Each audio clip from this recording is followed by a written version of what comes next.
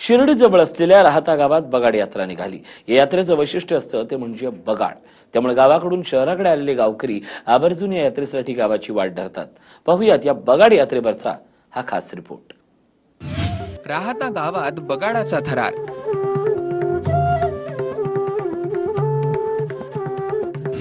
वीरभद्र देवाच्या यात्रेला उसळला जनसागर। भाविक भक्तिमय वातावरणात दंग।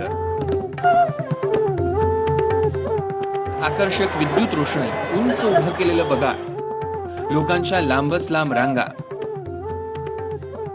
सासन काठ्यांची मिरवणूक, फटाक्यांची आतषबाजी, मंदिरात देवाच्या अंगावर परिधान केलेले वस्त्रालंकार, डफाच्या तालावर नाचणारे भाविक, देवाच्या मुखवट्याची मिरवणूक, हे दृश्य शिर्डी जवळील राहता गावातली। गावात वीरभद्र देवाच्या यात्रेचा एकच माहोल तयार झालाय। या भक्तिमय वातावरणात अक्षरशः सारी पंचक्रोशी न्हाऊन निघाली आहे। या यात्रेचं मुख्य आकर्षण म्हणजे मिरवणुकीसाठी बनवलेला एक खास गाडा। या गाड्यावर हत्तीच्या आकाराची प्रतिकृती बनवून त्यावर बगाड उभं केलं जातं। बगाडाच्या दोन्ही बाजूला नवसाची लहान मुलं लटकवतात आणि अगदी वाजत गाजत फटाक्यांच्या आतषबाजीत देवाची शोभा मिरवणूक यात्रा काढण्यात येते। यात्रा वर्गणी गाव भरातून आम्ही विश्वस्त मंडळ काही गावकरी ही वर्गणी गोळा करतात।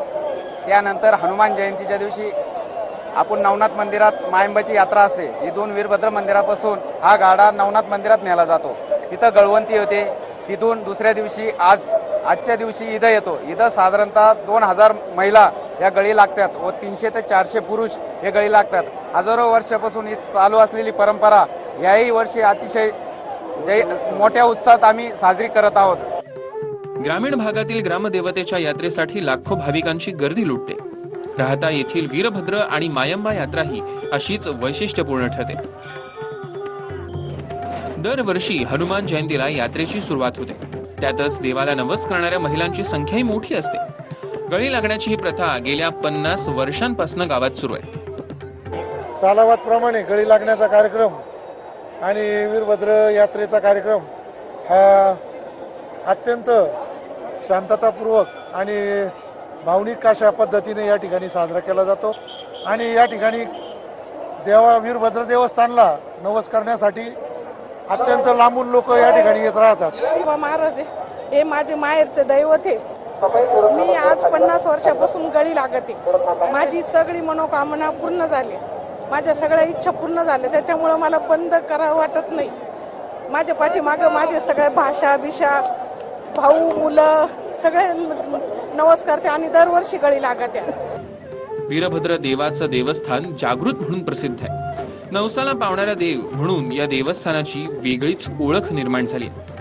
गुळ भाकर पुरणपोळी असा नैवेद्य देवाला दाखवण्यात येतो। तर यात्रेचा खास मान हा माळी धनगर आणि मराठा समाजाला दिला जातो।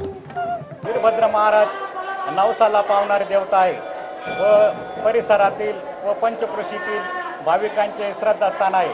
आपण जो नवस करू ते वीरभद्र महाराज पूर्ण करतात। पूर्वी या देवतेचे मूळ स्थान बाणामध्ये होते। त्यानंतर हे राहते गावे आले।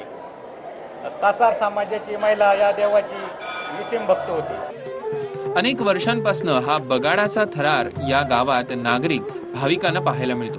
मात्र एकाही भाविकाला गळी लागल्यानं इजा झालेली नसल्यानं हे एक वेगळं आश्चर्यच मानलं जातं। त्यामुळे गावाच्या अनोख्या संस्कृतीचं दर्शन पाहायला मिळतं। मनोज गाडेकर, TV9 मराठी, शिर्डी।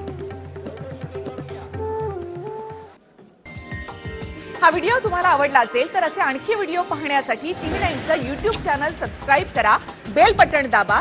ताज्या घडामोडींसाठी लॉग ऑन करा tv9marathi.com।